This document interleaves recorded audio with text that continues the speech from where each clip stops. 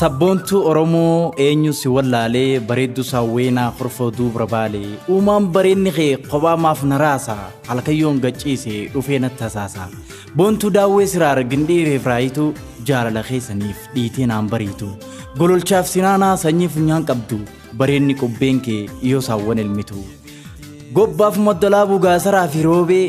bareeddu agaarfaa ashiita bidiree bisii dalloo maannaa tagooruuf barbaree ani riiban qabu eegaan si wal baree yaa bareeddu baalee siif jecha ni raare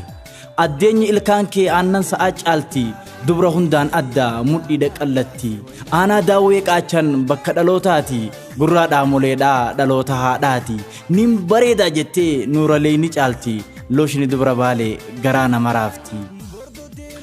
Shawali ta'amboo hin fadhu si malee dubra jaldoof gincii nyaarri shi kukkullee bareeddu calliyaa harru ilkaanulee bontu dubran cinnii ansiyaadaan bulee shamaran ijaajjii ilfataan gallaalee babbareeda amboo siitu hunda caalee isinitti guutaa bakka naaf hin galle harar lixa biiftuu baddeessaa fi hirnaa loko daaroo labu taawwii guddinaa bookeef burqaadhintu dubra shii imaanaa hancaariif masalaa urjii bareedina shamarran mi'eessoo waan qabdu hir'ina ciroo fi gammachiis dubra ilkeenaanaa michoo odaa bultum taniin jaalleessuma seenaan dubra harar yoom himamee dhuma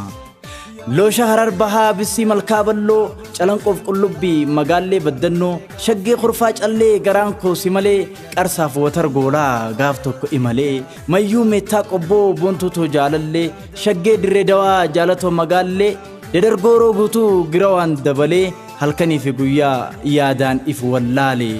barcaa kiyya fudheen ulaashii dhadhee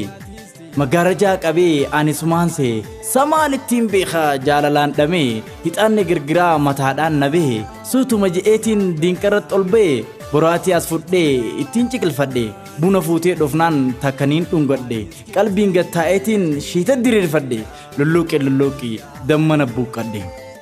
babbareeda arsii asallaaf boqojjii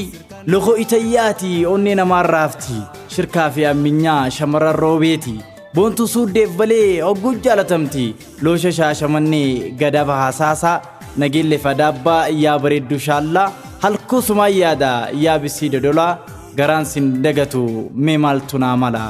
qopheessaa walaloo artist Gutamaa Mahammad Iftaanaa Studio galgalani rafesi leili naqase taleili darani siyada nakasi